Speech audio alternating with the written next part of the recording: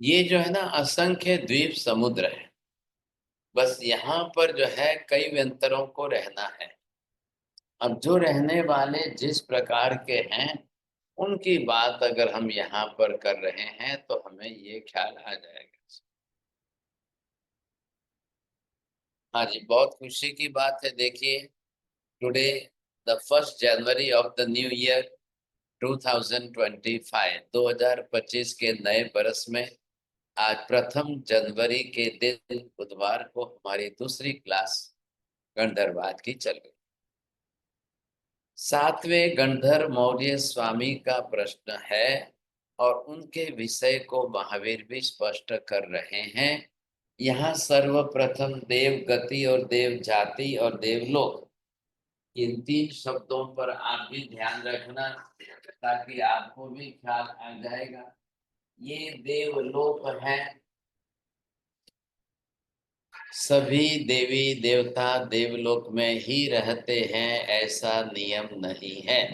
बोलिए राहुल जी। हाँ, सभी देवी देवता देवलोक में ही रहते हैं ऐसा नियम नहीं है। सिर्फ वैमानिक देवता ही देवलोक में रहते हैं। इनके सिवाय के देवी देवता देवलोक में नहीं रहते हैं। बोलिए विभा बहन जी, ख्याल आ गया? सिर्फ सिर्फ जी साहब जी। वैमानिक देवता ही देवलोक में रहते हैं। इनके सिवाय कोई भी देवी देवता अ, वैमानिक में नहीं, देवलोक में नहीं रहते। अब ये आप देख लीजिए, इसी का नाम यहाँ पर दिया है देवलोक। अब ये भौगोलिक विषय हो गया कि आप जो भूगोल से समझ रहे हो, क्योंकि देवी देवता जो भी है इनमें सबकी धारणा एक ऐसी हो गई है। बस कोई ये छोड़ करके दूसरी जगह देवी देवताओं को मानने को स्वीकारने को तैयार नहीं है। शास्त्र क्या कह रहे हैं? मनुष्य सिर्फ मनुष्य क्षेत्र में ही रहता है, उसके बाहर कहीं नहीं। पशु पक्षी तिर्यंच क्षेत्र तिर्यंच गति के जीव तिर्यक लोक में तिरछा लोक में रहते हैं। नरक सिर्फ नारकी जीव सिर्फ नरक में ही रहते हैं। तीनों गतियों के लिए परमानेंट फिक्स नियम हो गए, क्षेत्रीय नियम। लेकिन सिर्फ और सिर्फ देवी देवता ही एक ऐसे हैं जो अपने देवलोक में भी रहेंगे, मनुष्य क्षेत्रों में भी रहेंगे और तिरछा लोक में भी रहेंगे और अधोलोक में भी रहेंगे। तीनों लोक में रहते हैं। अन्य दूसरे जीवों के बीच में वहां भी साथ में रहते हैं। बोलिए राहुल जी, ख्याल आ गया आपको? जी साहब जी। केवल देवी देवता ही हैं जो तीनों लोक में रहते हैं। देवलोक में भी रहते हैं, तिरछा लोक में भी रहते हैं, नरक लोक में भी रहते हैं। लेकिन मनुष्य केवल ढाई द्वीप में ही रहते हैं। नारकी जीव केवल नरक में ही रहते हैं और तिर्यंच तिरछा लोक में रहते हैं। अब आपको ये ख्याल आ गया है तो चारों गतियों के जीव है। अब आप समझ गए सब। अब ये क्या है? ये ज्योतिषी देवता है, देवलोक में नहीं है, मनुष्य लोक में रहते हैं। अरे ध्यान में बोलिए विभा बहन जी। हाँ, जी साहब जी, सिर्फ ज्योतिषी देव जो है वो तिरछा लोक में मतलब मनुष्य लोक में रहते हैं। तिरछा लोग बोलिए, दोनों बात बराबर। तिरछा लोक में। अब यहाँ पर ये जो है ना, इनकी बात है। देवलोक में रहने वाले देवी देवता सबसे कम है, देव गति में रहने वाले देवी देवता सबसे ज्यादा मैक्सिमम है। बोले जान। देव गति में सबसे ज्यादा देव हैं और देवलोक में सबसे कम रहते हैं। बस। अब देवलोक में मतलब वैमानिक देव के अंदर देवों की संख्या बहुत कम है। देव गति में जाते। अब देव गति में आ गए तो ज्योतिषी आ गए, व्यंतर आ गए, बाण व्यंतर आ गए, तिर्यक द्रंभक आ गए, भवनपति आ गए। इधर देखिए, अब भवनपति के अंदर जो देवी देवता है उनके अंदर भी ये विभाग हो गया। अब ये दूसरी नरक तीसरी नरक यहाँ पर परमागामी है, जाएंगे आएंगे रहेंगे यहाँ पर, फिर जाएंगे आएंगे फिर रहेंगे यहाँ पर, उनको जाना आना है। और सबसे बड़ी बात यह कि वैक्रिय शरीर है, जब चाहे जैसा बना ले, जब जैसा चाहे वैसा बना, वो उनको मजा नहीं आती है। लेकिन नारकीय जीवों को डराने में जो मजा आती है, उसके कारण वो अलग अलग आकार प्रकार के राक्षसी शरीर बना ले। आगे बात समझ में, वो बना सकते हैं। अब लोग तो इतना ही है भाई साहब, तीनों लोग हो गए। अब देवी देवता वैमानिक देवलोक के देवता यहाँ है, और जो वैमानिक देवलोक के अंदर देवता है, उनके अंदर ही अच्छे ज्यादा है। अब समझ गए आप, वैमानिक देवलोकों के अंदर अच्छी क्वालिटी के देवता, ऊंची कक्षा के देवता, वो यहाँ ज्यादा है। बाकी नीचे उतर गए तो इनके बाद सेकंड नंबर में आएंगे ज्योतिषी देवता, थर्ड नंबर में आएंगे व्यंतरवान व्यंतर, लास्ट नंबर में आएंगे भवनपति, लास्ट नंबर में आएंगे परमाधामी। ये ऐसे उनकी एक क्रम से आगे चढ़ते उतरते क्रम की सीरीज है। लेकिन अब मनुष्यों को, पशु पक्षियों को, जिनको मैक्सिमम जाना है, वो जाएंगे इन व्यंतरों के अंदर, उनको जा। अब व्यंतर में जाए चाहे वाण व्यंतर में जाए, समझे कि नहीं, वो भी इनके लिए बरोबर। अब 10 तिर्यक द्रंबक है, उनमें भी जाए चलेगा। ऐसे करके ये कौन है, ये 26 है जो मनुष्यों का यहाँ पर जाना आवागमन है, वो मैक्सिमम व्यंतर आदि में। इधर ये वैमानिक देवी देवता है, ये ज्यादातर किसी मनुष्यों को, पशु पक्षियों को दुख देना, तकलीफ देना, करना, ये उनके साथ में जुड़ी हुई बातें नहीं है। लेकिन सबसे ज्यादा किसी को दुख देने, सुख देने आदि की सब बात अगर किसी ने वेद वेदांतियों ने जोड़ी है, तो वो ज्योतिषी देवों के साथ जोड़ी,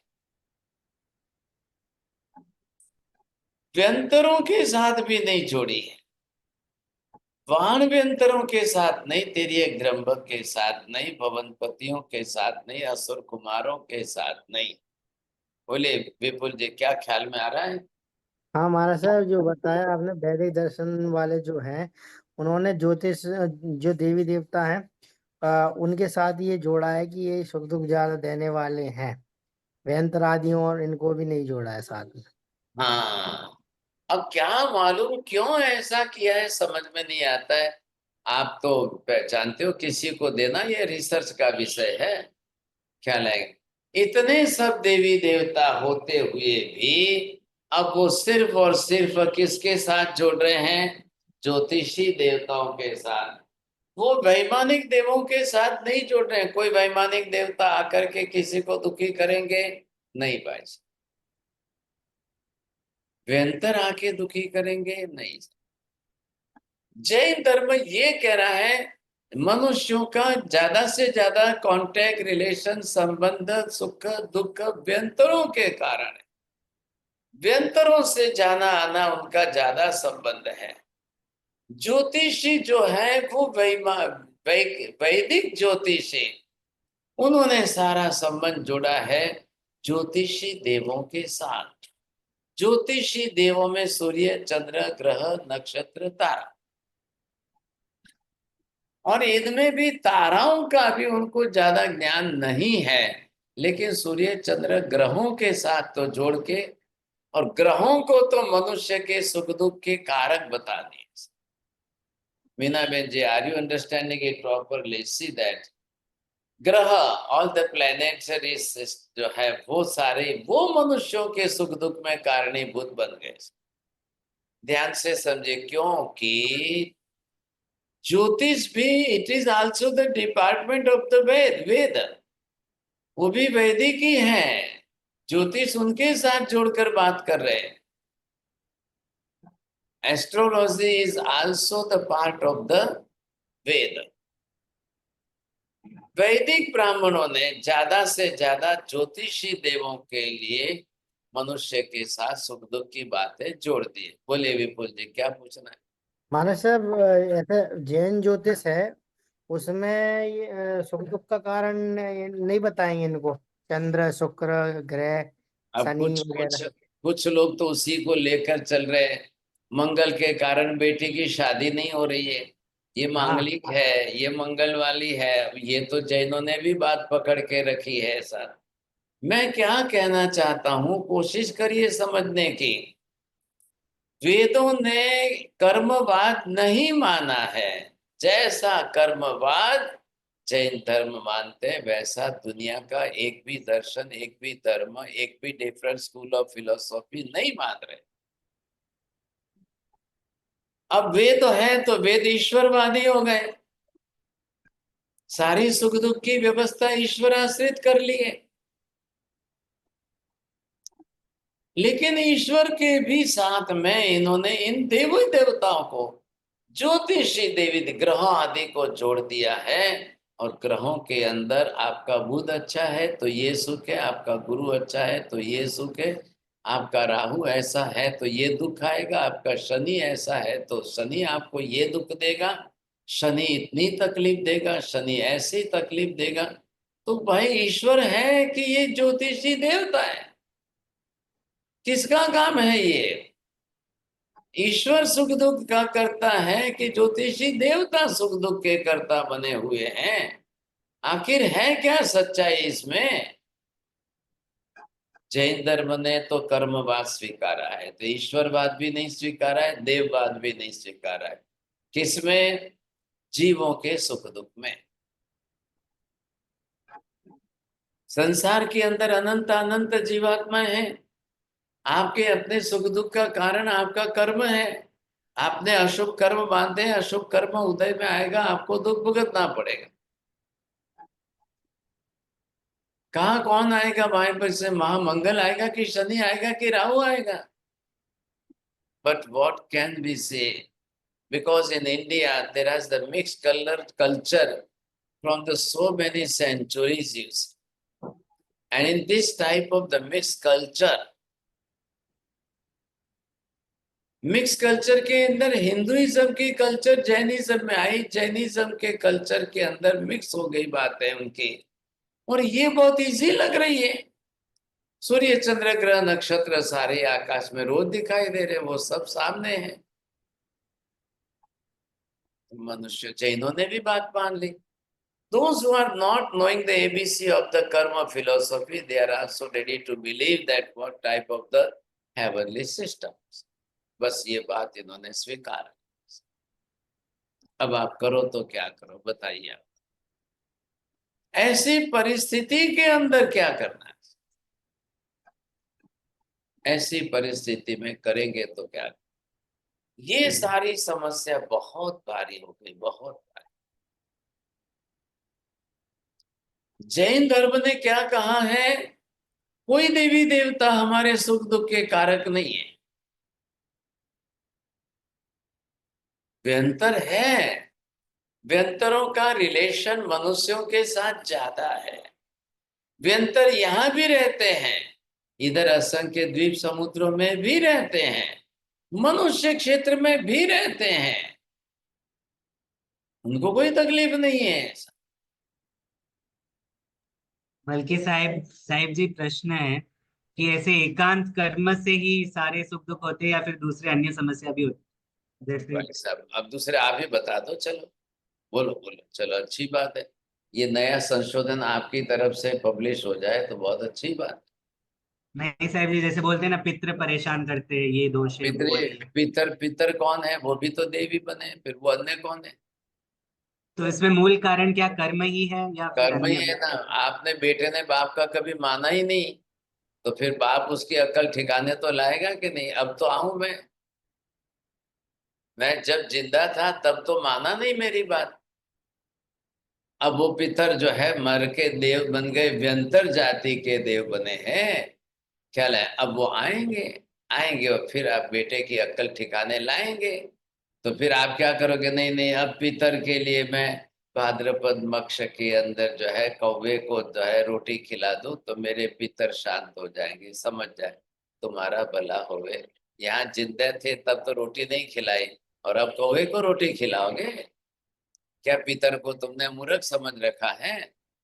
वो बोलते हैं मैं मेरे में इतनी अक्ल नहीं है क्या? मैं घर में जिंदा था, मैंने सब कमाया किया, इतना घर बना के दिया, और तुमने लेकिन मेरी वृद्धावस्था बुढ़ापे में मुझे रोटी नहीं खिलाई। अब तुम कौवे को रह के रोटी खिलाते हो। ये वेदों ने, वैदिक ब्राह्मणों ने व्यवस्था कर ली। साल भर के 360 दिन के अंदर भाद्रपद कृष्ण पक्ष के 15 दिन उन्होंने पितृपक्ष निकाल दिया। बस इन 15 दिनों के अंदर आप कौवे को रोटी खिलाओ, चावल खिलाओ, ये दो वो दो, बस वो 15 दिन में आपके पितर जो है वो खा पी के राजी हो जाएंगे। बाकी के 360 दिन में से 345 दिन कहाँ गए? उसमें क्या करेंगे वो?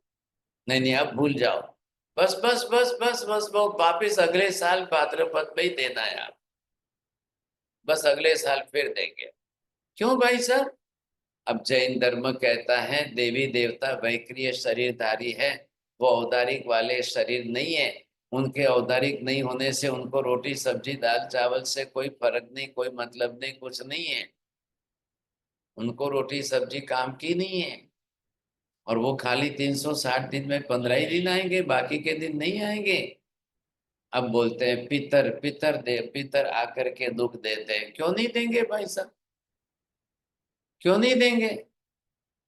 देना ही चाहिए, आके उनको देना चाहिए, तब जाकर बेटे की अक्ल ठिकाने आवे। जिंदे माँ बाप को रोटी नहीं खिलाते हो तुम, ये क्या बात कर दी आपने? अब जब पितरदेव आएंगे तब जाकर के आप किसी ज्योतिषी के पास जाओगे, बोलो अब कोई उपाय बता दो ना, अब कोई बता दो कि मेरे पितर वापस ना आए। क्यों नहीं आए भाई साहब? आपके साथ के राग द्वेष के बंधे हुए संबंध है। आपने भी उनके कारण राग द्वेष बांधे, उन्होंने आपके कारण राग द्वेष बांधे। ये राग द्वेष की गांठ बांधकर जब साथ में ले जा रहे हैं तो क्यों नहीं आएंगे आपके यहाँ? आने वालों में ये है व्यंतर। पितर ज्योतिषी नहीं है, पितर देवता जो है वो ज्योतिषी नहीं है। पितर शब्द आपने बिगाड़ दिया है तो पिता ही है। हमारे माता पिता जो है वही तो है। आज भी ये परिस्थिति बहुत विकट हो गई है। कई बेटे बेटियां जो है माँ बाप को संभालने को तैयार नहीं है। रात दिन जो है वृद्धाश्रम बढ़ते जा रहे हैं, ओल्ड हाउस वर्सेस बढ़ते जा रहे हैं, रात दिन उनकी हालत खराब होती जा रही है। क्यों हो रहा है ऐसा? क्यों हो रहा है? बुढ़ापा आ गया कोई गुनाह है क्या? वृद्धावस्था आ गई तो कोई अपराध है क्या? बेटे की वृद्धावस्था आएगी कि नहीं आएगी? एक बेटे को पूछा गया तुम अपने बाप को रोटी नहीं खिला रहे हो और तुम जब बूढ़े बनोगे तब? तो बेटे ने कह दिया मैं तो बुढ़ा बनने के पहले ही मर जाऊंगा, मैं अपनी सुसाइड कर लूंगा, और जब जैसे मेरे को लगेगा कि वृद्धावस्था आ रही है तो मैं तो सुसाइड कर लूंगा। अब बोलिए, जब वृद्धावस्था आने पर ये सुसाइड करेंगे, 30 बरस 32 बरस की शादी की है, अब उसके बेटे की शादी करने की नौबत आएगी तब बाप बूढ़े होंगे कि नहीं होंगे? ये सारा गणित बदल रहा है। आज कई युवतियां 30-32 की युवतियां घूम रही हैं। अब 30-32 में वो शादी करने जाएंगे तब संतान होंगे 35 में, अब उसके बेटे की शादी की नौबत आएगी तब बाप जो है सुसाइड कर लेगा। ये क्या पागलपन! समाज की सारी व्यवस्था बिगाड़ रहे। सामाजिक व्यवस्था नहीं बिगाड़। ये दर्शना बहन जी is saying that today this type of the atmosphere, the youngsters they are not ready to marry. अब क्या करना? Mentally they are not prepared to marry. अब दर्शना बहन जी, you can think over it. Is it the solution or is it the right solution? If you are not going to marry any other, what will be happen in the society? In the social life, what will happen? The crime report will increase day by day, and the family life and the social life will be totally finished. ये हमारी tradition जो हजारों लाखों वर्षों से चली आ रही है, समाज में शादी करना ये पवित्र व्यवस्था है, पवित्र व्यवस्था है। शादी करना ये समाज की सुरक्षित और पवित्र व्यवस्था है। नहीं तो इतनी बेटियां कहाँ जाएगी? समाज की इतनी बेटियां हैं, कोई माँ बाप अपनी बेटी को अपने घर रखना नहीं चाहते हैं, कोई राजी नहीं है, कोई माँ बाप नहीं चाहते हैं कि मेरी बेटी जिंदगी भर मेरे घर पर, चाहे उनको कोई बेटा न हो, चाहे कोई न हो, एक की एक बेटी हो, तो भी माँ बाप कहते हैं हमारा दुख हम भोग लेंगे, बेटी की तो शादी करेंगे। और इधर समाज के अंदर शादी व्यवस्था बिगड़ रही है, सारी सामाजिक व्यवस्था टूट जाएगी। समाज के अंदर अपराधीकरण इतना ज्यादा हो जाएगा जिसकी सीमा नहीं।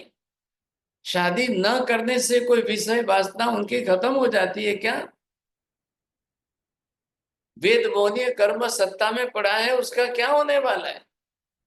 ये कर्म लोग जो है अंदर पहले बिना शादी के वो अपने वेद मोहनीय कर्म को खत्म कर देते हैं। Is it possible? ये कहां से पॉसिबल होने वाला है? विकृतियां और बढ़ेगी, युवतियां फैशन के मार्ग पर चल रही है, अपना शरीर बेच रही है, और युवक वर्ग व्यसनों के मार्ग पर चलकर अपना शरीर खत्म कर रहे हैं। सर, ये सारी समाज के अंदर की परिस्थितियां यही होती, इसी का कारण है। जब पिछले 50-100 साल के पहले 18 साल की उम्र के पहले बेटियों की शादियां हो जाती थी, तब इतने रेप और इतना क्राइम रिपोर्ट नहीं थे। Just study the history of the society, the social history की स्टडी करिए। और जब से ये हमारी डबल एजुकेटेड होने लगी, जॉब करने लग गई, अब 30-32 तक जो है वो अपना कैरियर बना रही है, फिर जॉब करेगी साहब, ये तब से जो है समाज के अंदर पूरी दुनिया में रेप के परसेंटेज वेरी हाई। मनुष्य जब तक अपने वेद मोहनीय कर्म की प्रकृति को नहीं कंट्रोल करेगा, नहीं क्षय करेगा, वहां तक उसके लिए कोई विकल्प नहीं है, और ये संभव नहीं है। वेद मोहनीय की कर्म प्रकृतियों का क्षय तो भाई साहब 9वें गुण स्थान पर क्षायिक भाव से होगा, वो क्षपक श्रेणी में जाकर के होने वाला है। उसके पहले आप उसको व्रत लेकर कंट्रोल कर सकते हो। 5 अणुव्रत में चौथे व्रत के अंदर भी इसी को कंट्रोल किया है, और श्रावक के व्रतों में भी इसी को नियंत्रण करने की बात की।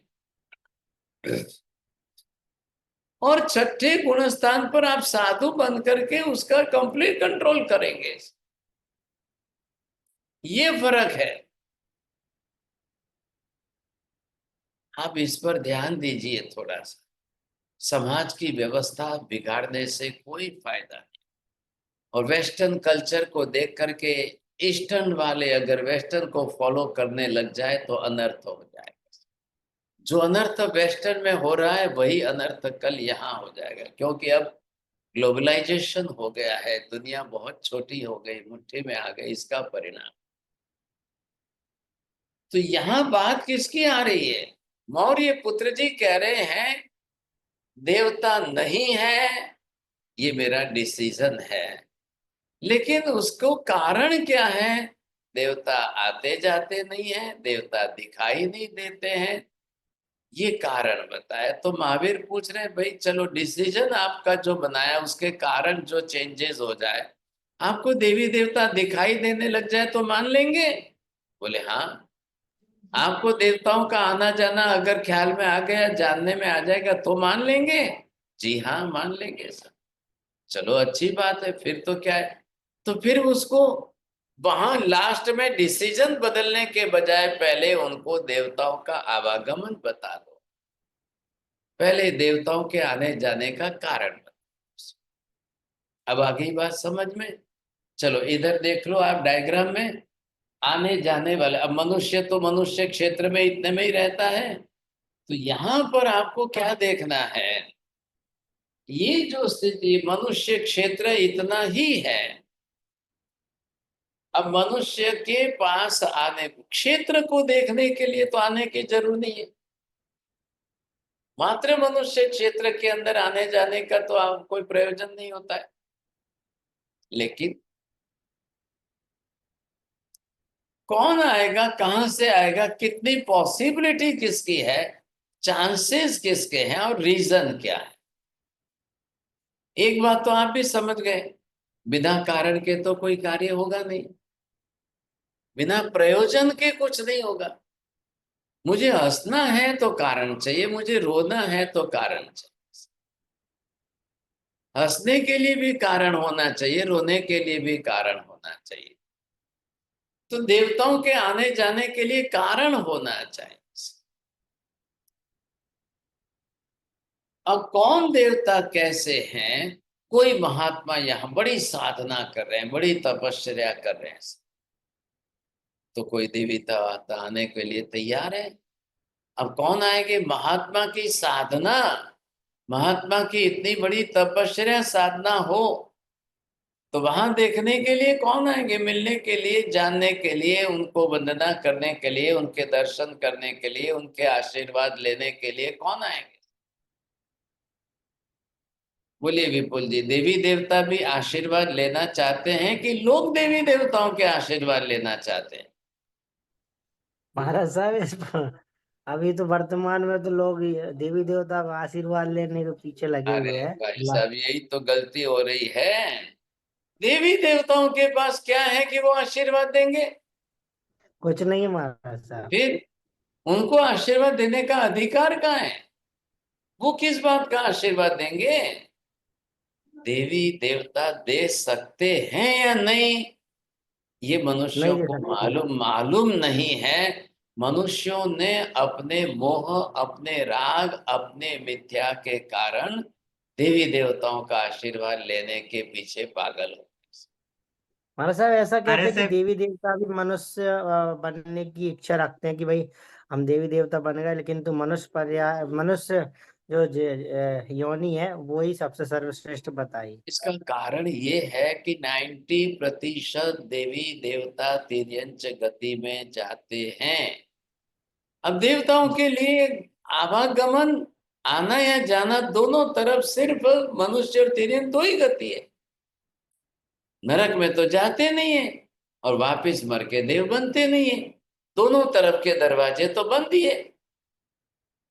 फिर मतलब क्या रहा? अब इसमें आ गया कि भी मनुष्य बनना है, बड़ी मुश्किल से 5-10% मनुष्य में आएंगे। अब 10% अगर गिन लो तो 10% में 8% तो वैमानिक देवता मनुष्य में आने वाले हैं। ये टॉप क्लास के, इनके अंदर अपराध कम है। और तिर्यंच में जाने वाले जो 90% है, उनके अंदर व्यंतर आने जाने वाले बहुत बैठे हैं, बहुत। ये सब कहाँ जाएंगे फिर? भाई दो ही गति में है तो फिर वापस रास्ता निकालो ना कुछ तो। कहाँ जाना है? अब दोनों दोनों यहाँ पर, इधर देखिए, व्यंतर भी, ये मनुष्य भी यहाँ पर है, तिर्यंच भी यहाँ पर है। ये देख लो साहब, अब दोनों के सिवाय दूसरा कोई विकल्प ही नहीं है आपके। ये भी यहाँ पर ही है, इनको भी यहाँ आना है, इनको भी यहाँ आना है। बोले ज्योतिषी में से हो तो वो भी यहाँ पर ही आने वाले। ये निवास स्थान मनुष्यों का, तिर्यंच गति के पशु पक्षियों का निवास स्थान साथ में। मनुष्य और पशु पक्षी साथ में रहते हैं। जहां हम रहते हैं वही गाय भैंस कुत्ता बैल वगैरह पशु पक्षी रहते हैं। जहाँ गाय भैंस बैल पशु पक्षी रहते हैं वही मनुष्य भी रहते हैं। इसीलिए तो हमने कई पशु पक्षियों को डोमेस्टिक एनिमल नाम दिया है, और वो डोमेस्टिक ही मनुष्यों के लिए उपयोगी है। हजारों साल तक हमने बुलक कार्ट क्यों चलाई? हजारों साल तक हमने हॉर्स कार्ट चलाई। हजारों साल तक हमने एलिफेंट कार चलाई, केमल कार चलाई, क्यों चलाई? मनुष्य हमेशा जो है इनके साथ ही तो करता था। आप चले जाइए सफेद शिखर जी पर, पालीताना पर चले जाइए, इतने बड़े बड़े पत्थर ऊपर ले जा करके इतने ऊंचे मंदिर बनाए कैसे? अब उस समय कोई लिफ्ट नहीं थी, कोई गाड़ियां ट्रकें नहीं थी, भागशाली रोड नहीं थे, रास्ते नहीं थे, कैसे मंदिर बने? तब एक एक हाथी के ऊपर जो है एक एक ये पत्थर के बड़े बड़े पहाड़, पत्थर के बड़े बड़े जो है पिलर्स थे, कॉलम्स थे, बीम्स थे, ये सारे बना बना कर ऊपर ले जाकर हाथियों पर ले जाकर चढ़ाए, तब जा करके ये मंदिर बने। इतनी ऊंचाई पर, इतनी ऊंचाई पर। आज यंत्र युग आया ना, उस जमाने में यंत्र युग नहीं था। तो यहाँ पर जो है ये इतनी बड़ी व्यवस्था। आज हजारों तीर्थों को देखिए, आप शिखर जी, समेत शिखर जी पर चले जाओ, आप उधर पालीताना पर चले जाओ, आप राजगिरी पर चले जाओ, पहाड़ियों के ऊपर बने। कैसे बने? कहाँ खदानें थी और कहाँ से पत्थर लाते थे और कहाँ से ले जाकर बनाते थे, सोचिए आप, दिमाग काम नहीं करेगा। तो these are all the domestic animals which is already used for the human being. अब 2.5 द्वीप के इतने मनुष्य क्षेत्र के अंदर हमने किए, ये कैसे संभव हो पाया? तो मनुष्य भी यहाँ रहते हैं, पशु पक्षी भी यहाँ रहते हैं, आना तो पड़ेगा, देवताओं को यही आना पड़ेगा। क्षेत्र एक ही है दोनों का मिलाकर साथ में। अब आपका पुण्य प्लस में है तो आप मनुष्य में जन्म लीजिए, और आपका पाप कर्म का उदय है तो आप तिर्यंच पशु पक्षी में जाइए। हालांकि चोरडिया जी, देवलोक में से कोई मरना ही नहीं चाहता है, और जैसे मृत्यु का टाइम आता है तो उनको रोना आता है, बड़ा दुख होता है, अरे अरे अरे अरे ये क्या हो गया? क्योंकि पहले तो सुख मौज के अंदर मशगूल थे। अब 2-2 हजार बरस का तो एक फिल्म देखते हैं वो लोग, 2-2 हजार बरस का तो एक ड्रामा देखते हैं। तब तक तो उसमें ड्रामा देखने में इतने मशगूल हो जाते हैं, इतने मशगूल हो जाते हैं कि उनको कुछ भी याद ही नहीं आता है। मां साहब, 2000 अरे फिल्म में क्या दिखाते हैं? 2000 बरस में इतनी बड़ी फिल्म क्या होती है? एक डांस कर रही है, नर्तकी को देखेंगे बाप रे बाप। तो आप भी जाना, आप भी देखोगे, आप भी तो यही करोगे। यहाँ भी तो फिल्म देखने जाते हो, क्या करते हो? यहाँ 3 घंटे वो डांस चलता है ना, 2-3 घंटे आप देख करके डांस देख के आ जाते हो। तो वहां बस, वहां थोड़ा टाइम लंबा है और क्या है। 2000 बरस का एक शो पूरा हो जाए तो दूसरे शो में चले जाओ। आज भी तो यहाँ कई युवक युवतियां ऐसे हैं, सुबह का मॉर्निंग शो देख लिया, फिर आफ्टरनून का शो देख लेंगे, फिर नाइट का शो देख लेंगे, चलो चलो चलो। ये क्या कर रहे हैं? साहब जी, वहां तो दिन रात है ही नहीं ना। वहां तो दिन रात की व्यवस्था नहीं है, और फैमिली व्यवस्था नहीं है ना। यहाँ तो मम्मी जावे फिल्म देखने तो बोलेगी मेरा बेटा स्कूल से आ रहा है, रोएगा, मैं जल्दी जाऊं भाई साहब, मैं फिल्म देखने नहीं जा सकती, मेरा बेटा स्कूल से आया। और वहां तो ये भी कारण नहीं है, ये बहाना ही नहीं है वहां पर। अब कौन बेटा है, कहाँ स्कूल है, कौन स्कूल से आने वाला है, कोई चिंता ही नहीं है भाई साहब। वहां तो आप जो गए सो गए, जाओ जाओ जाओ जाओ, घूमते रहो, देखते रहो, नाचते रहो, घूमते रहो, चलो भाई। अब जीवन ही ऐसा है। और जब अचानक मृत्यु का टाइम आता है, और वहां एक फैसिलिटी अच्छी, एक्सीडेंट नहीं होते ना। अब मृत्यु का टाइम आता, 6 महीने गले पे के पहले गले में पहनी हुई फूल की माला मुरझाने लगती है, तो भाई साहब को याद आता, अरे अरे अरे अरे अरे अरे, क्या मेरे को मरना पड़ेगा? क्या मेरी मौत होगी? क्या मुझे मर के जाना पड़ेगा? क्या मुझे ये सारा देवलोक छोड़कर जाना पड़ेगा? ये सुनकर वो रोने लग जाता है, बड़ी चिंता होती है। लेकिन अब पछताए क्या होता है जब चिड़िया चुग गई खेत। अब भाई साहब रो के क्या फायदा? अब वो बोले 6 महीने में क्या करूं? अब क्या करूं? जैसा बुढ़ापा आया कि नहीं आया लास्ट में? बुढ़ापा आता है कि नहीं आता? देवलोक में ये भी तकलीफ है, ना तो बुढ़ापा आता है ना बचपन होता है। वहां ये बात बहुत बड़ी है भाई साहब, बचपन भी नहीं, बुढ़ापा भी नहीं। हमारे यहाँ तो 20 बरस तक तो बचपन है, और बाकी के जिंदगी के लास्ट के 20 वर्ष बुढ़ापा है, तो बीच के कौन से बचे फिर? अब जब 80 का होवे तो 20 बरस का बचपन गया, और 60 से 80 तक के 20 बरस का बुढ़ापा गया। अब बीच के 40 बरस बचे, कर लो मौज मजा मस्ती कर लो भाई साहब, जो करना है कर लो। और वहां क्या है? वहां तो एक दिन भी बचपन नहीं है। बस बस बस वो 48 मिनट का उनका जन्म हो गया, 49th मिनट में बाहर आकर 50 मिनट में तो वो सीधा ही जो है 18 बरस के हमारे युवक के जैसे बड़े दिखाई देते हैं। खाओ पियो घूमो मजा करो सब। अब वहां खाना पीना है ही नहीं कुछ। अब 50वें मिनट में बाहर आ गया, कोई अप्सरा मिल गई, देवी चलो शादी करते हैं। अरे भैया 2 मिनट हुई जन्म लेके तुम शादी कर रहे हो? बोले वहां सब चलता है, वहां संसार ऐसा ही है उनका, उनके लिए कोई प्रश्न खड़ा ही नहीं हो। अब क्या करो आप? करो तो क्या करो बताइए भाई साहब, क्या करेंगे आप? ये उनके साथ में बहुत बड़े।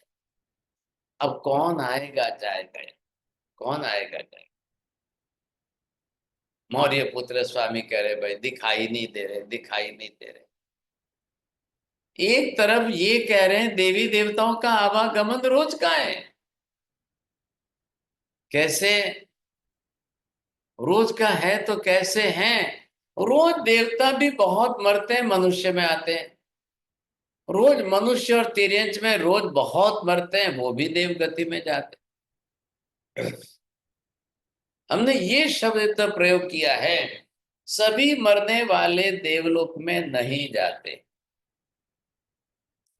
हालांकि हमारे यहाँ लिखने वाले लिखते हैं स्वर्गवास, ये है स्वर्ग। यहाँ पर जो है इसको हमने स्वर्ग नाम दिया है।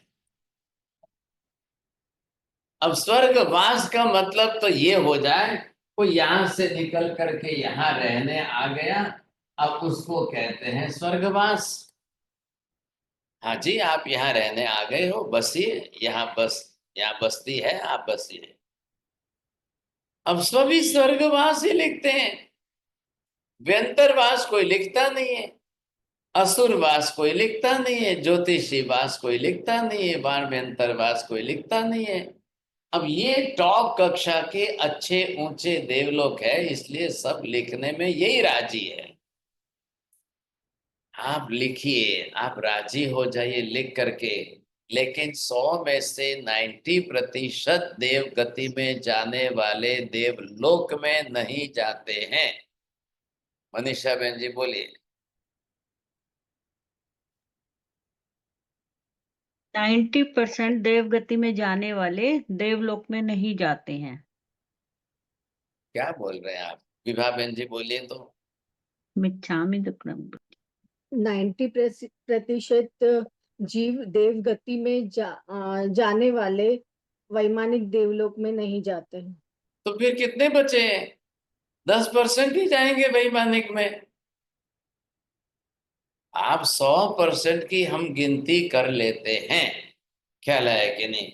चलो भाई साहब, जो भी मरने वाले हैं, अब इन मरने वालों में से हमने यहाँ पर भाई साहब कौन कौन मरने वाले हैं बोलिए, इधर देख करके बोलो मरने वाले।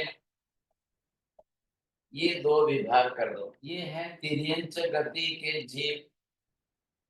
अतिर्यंच गति के जीव में पशु भी है पक्षी भी है, और ये है मरने वाले मनुष्य। चलिए अब दोनों का हिसाब करिए। मनुष्य मरने वाले जितने 100% मर रहे हैं, अब उसमें से मुश्किल से, ये मुश्किल से स्वर्ग में जाने वाले जो है 10% मनुष्य से इसमें जाए,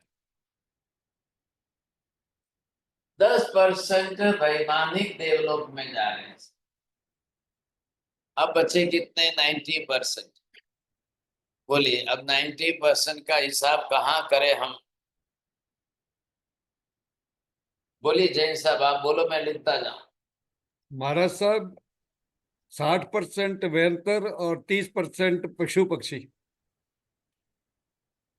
अभी हमने पशु पक्षी की बात नहीं, मनुष्य के अंदर देव में जाने अच्छा, वालों की बात। देव, ओके, देव में अब जाने बाकी वाले तो थे। नरक में भी जाएंगे, तिर्यंत में जाएंगे, सब में जाने वाले तो है ही है।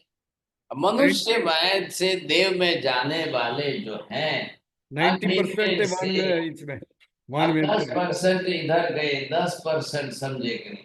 अब 10% में से 90 बचे हैं। अब 90 में से ये आपके गए, 60% यहाँ गए। अब उसमें से आप ये सोचिए 10% ज्योतिषी विमान में जाएंगे साहब, 20% जो है वो असुर कुमार में जाएंगे, यहाँ पर 20% इसमें चले जाए। 10% के अंदर हमने यहाँ पर ये समझ लिया। अब इनके परसेंटेज कितने हैं? अब इधर से ये देख लीजिए, तिर्यंत गति के पशु पक्षी। अब पशु पक्षी ये भी 100% है। अब इसमें 100% में से इसमें से भी जाने वाले देव गति के अंदर मुश्किल से 5% ले लो, 5% ले लिए। अब इसमें से व्यंतर में जाने वाले 70% ले लो। अब इसमें से 20-30% इसमें ले लो, तो 5% इसमें से ज्योतिषी में ले लो। ये इनकी सिस्टम है, ये इनकी सिस्टम। अब बाकी के सब जगह जाने वाले तो है ही है, जो जहां जा रहे हैं वहां जा रहे हैं, वो है ही है। तिर्यंत गति वाले जीव चारों गति में जा रहे हैं, मनुष्य वाले चारों गति में जा रहे हैं। हमने पहले अभी सिर्फ इतना ही किया है, मनुष्य में से जाए तो ये अप्रोक्सीमेटली हमने परसेंटेज निकाले हैं, सिर्फ अप्रोक्सीमेट। साहिब जी इसमें गति में से पशु पक्षी रोज ही मर रहे हैं सब। बोलिए साहिब जी, इसमें 70% व्यंतर में क्यों जाते हैं, किस कर्म से? अब कर्म तो उनका अपना है ना भाई, कर्म तो बांधा है। अब जिस प्रकार के जैसे कर्म बांधे हैं तो व्यंतर गति में जाएंगे। मैं ये पूछता हूँ कि एक गाय जिंदगी भर दूध देती है, कहाँ जाएगी? एक भैंस जिंदगी भर दूध देती है, कहाँ जाएगी? एक बैल आपका काम करता है, खेती करता है, कहाँ जाएगा? उसने भी तो पुण्य उपार्जन किया है ना। उसने कोई जीव हिंसा तो नहीं की, अन्य प्राणियों की हिंसा नहीं की है। गाय तो बिल्कुल शुद्ध शाकाहारी प्राणी है, घास खाती है। बैल भी घास खा रहा है, घोड़े भी है, गधे भी है, ऊंट भी है, केमल भी है और एलिफेंट है। अरे ये प्राणी सब कितना पुण्य बांधते हैं, इनकी अकाम निजरा कितनी होती है। मांसाहारी नहीं है, शुद्ध शाकाहारी प्राणी है। कबूतर शुद्ध शाकाहारी प्राणी है, वो भी तो मरेगा कि नहीं मरेगा? पैरोट मरेगा, चिड़िया मरेगी, कौवे मरेंगे, उल्लू मरेंगे, उसमें भी हिंसक अहिंसक सब है कि नहीं है? अब इधर क्या चला, आपने दोनों को देख लिया। तिर्यंच गति में कोई बंधन नहीं है कि तिर्यंच गति के जीव देव गति में नहीं जाएंगे, ऐसा कोई बंधन नहीं है। जाएंगे, इसमें क्या है, जाने में कोई ना नहीं है। अब हमने ये बात की जाने की, अब बात करते हैं आने की। समझे कि आएंगे तो सही ना। तो आवागमन तो दोनों तरफ से चल रहा है, आना जाना दोनों तरफ से चल रहा है। महावीर मौर्य पुत्र को समझा रहे हैं, आने जाने की पूरी प्रक्रिया जो है वे 4 गतियों का संसार है, और चारों गतियों का संसार है तो आएंगे जाएंगे, ये तो होना ही है, प्रक्रिया तो चलने वाली है। आप इसमें आपको ये समझना है कि अब कर्म तो बांधेंगे, पुण्य भी बांधना पड़ेगा। भले ही तिर्यंत के पशु पक्षी है, उनको देव गति में जाना है तो उनको भी पुण्य बांधना पड़ेगा। वैमानिक में भले ही 5-10% जा रहे हैं, उनको भी तो पुण्य बांधना पड़ेगा, अकाम निजरा करनी पड़ेगी। चंड कौशिक भी गया, कोई ना नहीं है सर, चंड कौशिक भी गया। अब यहाँ सवाल आवागमन है, संसार है, ध्यान रखिए, चारों गतियों का संसार है। चारों गतियों का संसार होने से चारों गतियों में आवागमन होता रहेगा, चलता रहेगा। ये बात ध्यान रखिए। कोई भी हो, जीव कैसर का भी हो, उनका आवागमन